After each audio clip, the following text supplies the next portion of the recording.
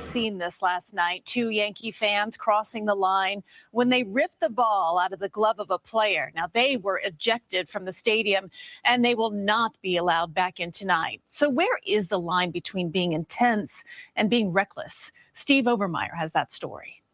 Betts has that ball in his glove, and this fan literally tries to take his glove off. Pries the ball out of there. These two fans were seated right in the path of destiny. So where is the line between being intense and reckless? That is the question that these knucklehead fans have raised for us. I'm Andy Bernstein, your co-host of Random Fandom. And joining me is Todd Bernstein, my other co-host and other half. I didn't say better half. I said other half. I'll take other. So great question. I loved it. Funniest thing I ever saw. One of the funniest things. Little funnier than the one with the mayor kid back against Baltimore in the mid-90s. Oh my God. This was gold. It wasn't gold until you saw the entire slow-mo. This dude was prying this open like it was an oyster, trying to get a pearl out of it. I mean, he was like incredulous, like, this is my ball. Then the other bastard was holding Mookie Betts up on his arm. I mean, pretty brazen. And the best part is Rob Gronkowski, who I can't stand, was actually he knew the guy because he went to the University of Arizona with one of the guys, and the guy was from Connecticut. So yes, it was awful. It was brazen. It totally crossed the line without question. But funny at the same time. I mean, what do you think? Well, I'm grateful that the Dodgers won in 5 games because it basically sends this story right back out to sea. It was almost like something that washed ashore for 24 hours. If the Yankees would have come back in the series, this would have been a bigger story. Oh, it would have been Bartman. Yes, but now it goes away, which is where it really belongs because it's way crossing the line. Look, I have no problem with if there's a ball coming into the stands. I have every right to go for that ball just like a player. However, I don't have a right to try to interfere with the player. I have a right to go for the ball.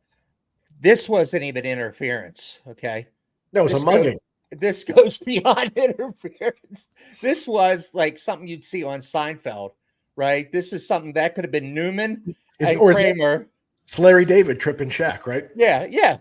It's like, or Mike Tomlin tripping the late great Jacoby Jones. We had running down the sideline. Yeah, wasn't that Bill Cowher did that one too? Oh, I don't remember. But, yep. But this had to be one of the all-time craziest fan things. I mean,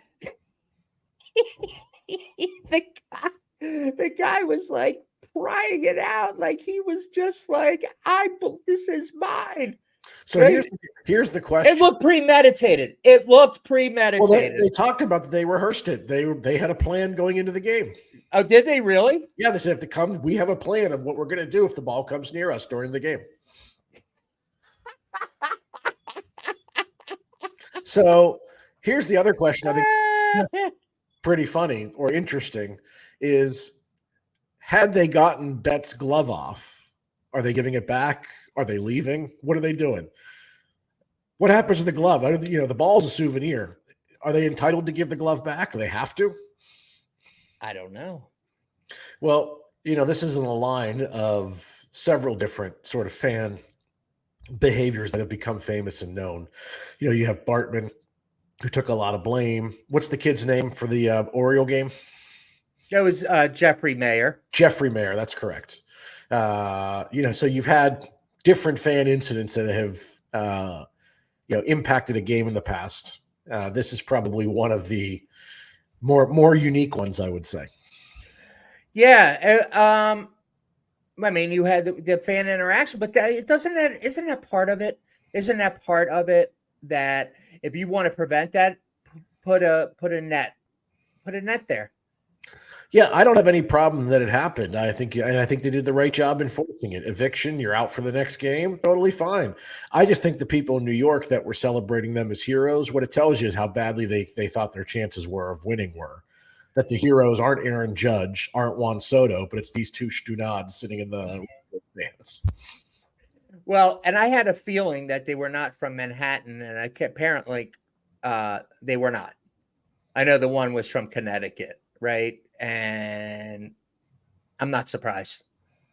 I'm not surprised, but it just, it makes you think. Like, it's kind of scary, right? It's scary, like fans going onto the field. It's not scary. I mean, one of the great stories I heard was somebody went onto the field and lit fire to the American flag at a Dodger game, and that Rick Monday stomped out the fire for the Dodgers. Like, how brazen? I think that's the question. How brazen are you to do that? And do you have a wife? Do you have a significant other? Because isn't that grounds for, like, David Putty from Seinfeld? Like, aren't you, like, clearly to do that, a wife or a significant other might be like, are you out of your mind?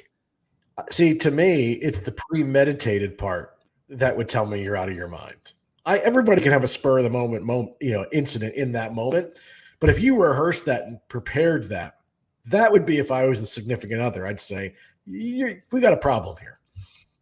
Insane. Oh, I heard another one. What about Morgana, the kissing bandit, who would run onto the field? That's right.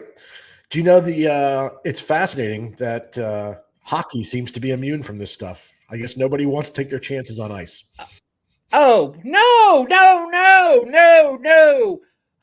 Did you ever? The Ty Domi one is a great example.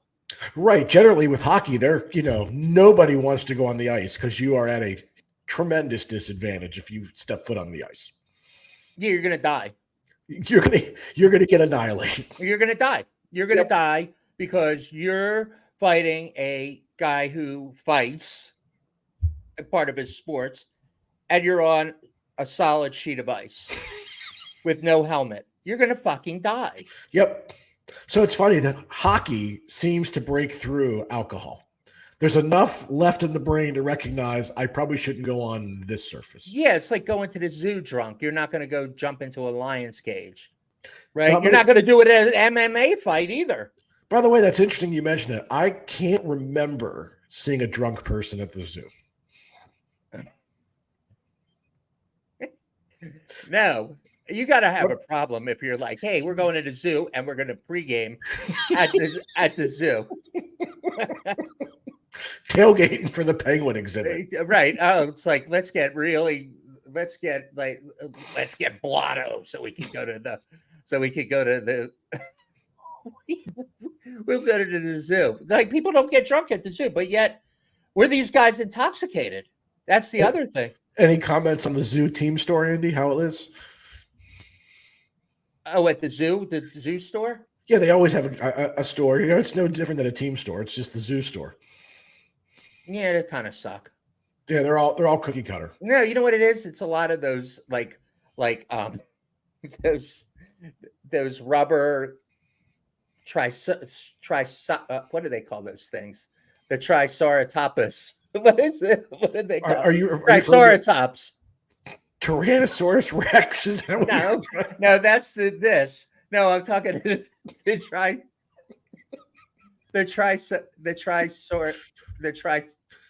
Try again, Frank Costanza.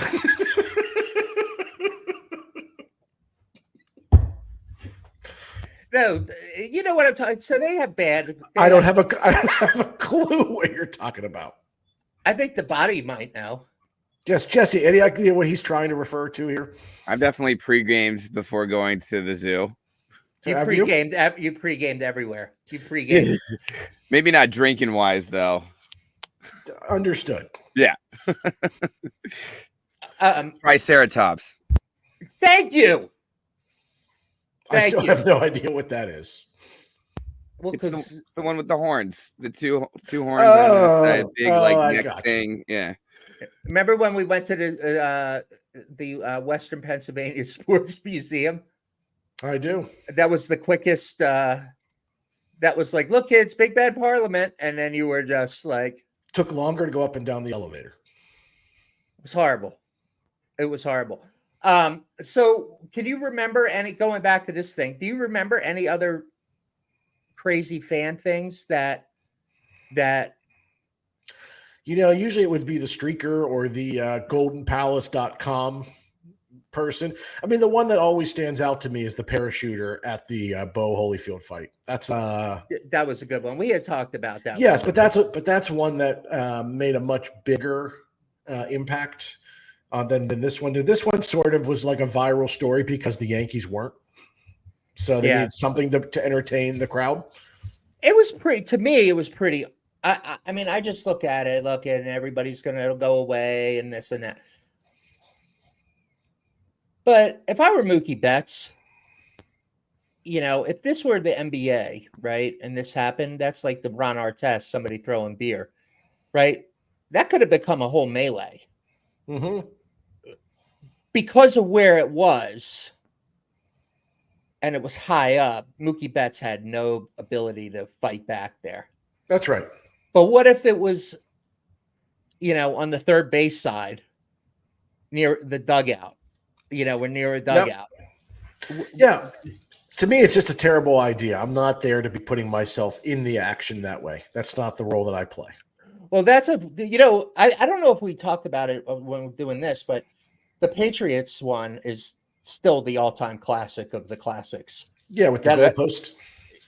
Yeah, that the Patriot fans tore down the goalpost and actually took it out of the stadium and walked along the Route 1 in Foxborough and got electrocuted because they hit a power grid. Tremendous. And they got electrocuted. They didn't die, but I was pretty entertained by that one. So, are these guys going to get any jail time, or do we? No, in fact, because the series ended so fast after and in such a dramatic fashion with somehow the Yankees being viewed as a team that collapsed, that's a story for another day. I can't even go there. However, because of that, this story's already gone. You know what? I got to tell you, what? It would have been great. I've watched the World Series a long time. I never saw Ice Cube meets Fat Joe in a wrap-off, like it was Eminem and Papa Doc in 85. They're like East Coast, West Coast. Like, I've never seen that before. I don't know. Did you see what I'm talking? You know what I'm talking about? There was a when the series started, when they were in LA, Ice Cube came out and started rapping. When the series shifted to New York, Fat Joe started rapping. And I'm like, they should have had the breakdancing thing too. Like, when did that happen? When did rap get integrated with baseball? Well, I mean, I don't want to say baseball, but just East Coast, West Coast, it fits the narrative. Yeah. I thought the series was great, actually. I know we didn't want to do reaction videos, but I actually thought the World Series was tremendous, even though it was not a long series. I thought it had a lot of storylines, and that was great. And that goofy event was pretty outstanding. You don't seem like you were a big fan of it. Of what? The prying the ball out of Mookie Betts' glove. No, not at all. I think it's classless. But funny. No, I don't find it funny. No? No, I don't find it funny. What I don't find funny about it is how they were in a way almost holified by Yankee fans and people in New York as heroes. And that's the thing that bothers me about it. And because it sets, what it does is it makes it seem like, hey, I could do that too. And, That's not the role of fans. Fans' role is to yell, scream, talk trash. You know, if Mookie Betts came in there and they wanted to talk trash to him at that moment, and I would have loved it and would have celebrated it. All right, let me counterpoint this, okay? Because I just thought of this while you were saying this. So, like Springsteen or some other musicians will actually go out into the crowd and body surf into the crowd. If they get hurt, like, is it the same thing? I mean, isn't it kind of the same thing? It's like, not. Well, it's not the same thing, because if I'm at a Springsteen concert, I'm not there to boo somebody. So it'd be one thing if the opening act, who I hated, I booed, and he walked by, and so it doesn't translate, because everybody there is a fan. So they're not anti the person that's coming into the crowd. Clearly, those were Yankee fans, or pretending to be Yankee fans for the moment, anti the Dodgers. So they were trying to interject themselves into the game, you know, almost in a way of more than just, you know, going for a foul ball. We literally are trying to rip a guy's hand off. yeah. So I struggle with seeing the humor in it. And I don't make it out to be that big of a deal. You know, I think, all right, they got ejected. They weren't going to come back the next game. Move on.